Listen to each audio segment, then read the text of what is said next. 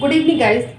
Welcome to study with Sunita channel. Guys, मैं previous video में आपको उपसर्ग पढ़ा चुकी हूँ और मैंने बताया था उसमें कि उपसर्ग को कैसे बनाते हैं, ठीक है ना। और ये भी बताया गया था आपको कि उपसर्ग कितने प्रकार के होते हैं, ठीक है। तो क्या बताया गया था? हिंदी के उपसर्ग, संस्कृत के उपसर्ग और उर्दू के उपसर्ग, ठीक है। जिसमें ये बताया गया था कि संस्कृत के उपसर्ग आपके 22 होते हैं और हिंदी के उपसर्ग आपके 13 होते हैं और आपके उर्दू के उपसर्ग 19 होते हैं, ठीक है ना। लेकिन ये भी आपको बताया गया था कि उपसर्ग कैसे बनाते हैं, ठीक है। उपसर्ग आपके मूल शब्द में वो शब्दांश जोड़ के, ठीक है, जो उपसर्ग वाले शब्द होते हैं उसको जोड़ के जो नया शब्द जो बनता है, जिसका अर्थ जो होता है वो दोनों, यानी कि शब्दांश और मूल शब्द का जो दोनों अर्थ होता है, उसका जो भी अर्थ होगा वो आपके जो रचित नया शब्द जो होगा उसमें भी वही अर्थ होगा।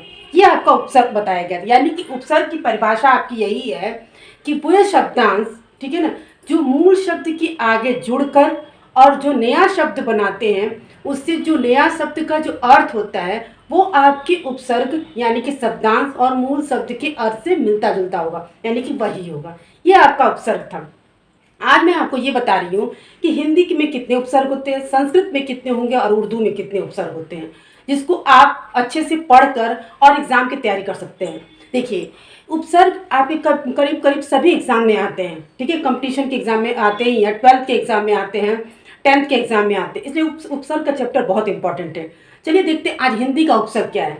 लेकिन आपको ये समझने के लिए, ठीक है ना, कि कैसे है, और मैं आपको उसके अर्थों के साथ आपको बता रही समझा रही जो आपको बहुत अच्छे से समझ में आएगा।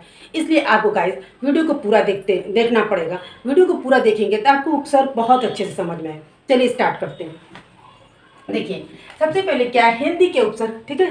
तो जैसा बताया जा चुका है, हिंदी के संस्कृत के जो उपसर्ग हैं, ठीक है, वो और हिंदी के उपसर्ग में संस्कृत की अधिकांश, ठीक है, उपसर्ग जो हिंदी में आते हैं, यानी कि हिंदी भाषा में आपका जो है ज़्यादातर जो शब्द जो है वो संस्कृत से ही आए हैं। 60% आपका जो है संस्कृत से ही आया है। तो यहाँ पे कुछ ऐसे भी उपसर्ग हैं जो संस्कृत में भी है और आपके हिंदी में भी है, तो रिपीटेशन है, ठीक है ना। चलिए देखते हैं। आ का जो अर्थ होता है क्या होगा, उसका भावार्थ, ठीक है। इसलिए देखिए, आपका जो उपसर्ग है उसका आपको अर्थ जानना जरूरी है। उसी के अर्थ जानने के अकॉर्डिंग टू आप जो नया शब्द बनाएंगे उसको आप समझ पाएंगे, ठीक है ना। क्या होगा इसका? अभाव, किसी चीज का अभाव होना या निषेध। उससे जो शब्द बनेगा अकाल, अचेत, ठीक है ना। नया शब्द वही शब्द हुआ अकाल, यानी क्या हो गया? अभाव। ये सब ऐसा शब्द होगा। दूसरा है आपका अन्न, मतलब के बिना रहित, ठीक है। दो आपके भावार्थ, दो तीन कई हो सकते हैं, ठीक है ना। तो के बिना और रहित, उससे जो शब्द बनेगा क्या? अन्न से अनपढ़, अनबन, ठीक है ना। अध, अध का क्या होगा? आधा, ठीक है। अर्थ उसका क्या होगा? आधा। उससे जो शब्द हो गया अधमरा, अधकचा, इस टाइप के जो शब्द होंगे। कु, बुरा, ठीक है ना। कु मीन्स बुरा, उसका जो शब्द बनेगा, ठीक है, वो क्या होगा? कुपुत्र। अब कुपुत्र जानते ही है, बुरा पुत्र को कहा जाता है। भर, ठीक है ना, मतलब पूरा। भर मतलब पूरा, किसी चीज का पूरा होना। भर पेट, खाना खा लो, भर पेट यानी पूरा खाना खा लो। भरमार, ठीक है, किसी चीज का भरमार होना, किसी चीज की कमी ना होना। उन मतलब क्या होता है? एक काम। उन क्या? एक काम, ठीक है ना। और उसका क्या हो शब्द? 29, जिसको 29 और 39, ये आपको क्या है? हिंदी की गिनती है, ठीक है। 29 यानी कि क्या बोलते हैं? 29 को क्या बोलेंगे हम?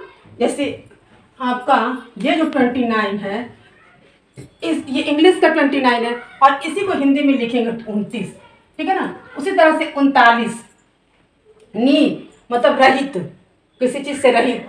निडर, निकम्बा, निडर रहित, निकम्बा रहित। दू, दो, ठीक है ना। दू, दो, दुगुना, दुमुहा, ठीक है ना। शब्द मिल रहा है ना, उस भावार्थ से मिलता हुआ शब्द है।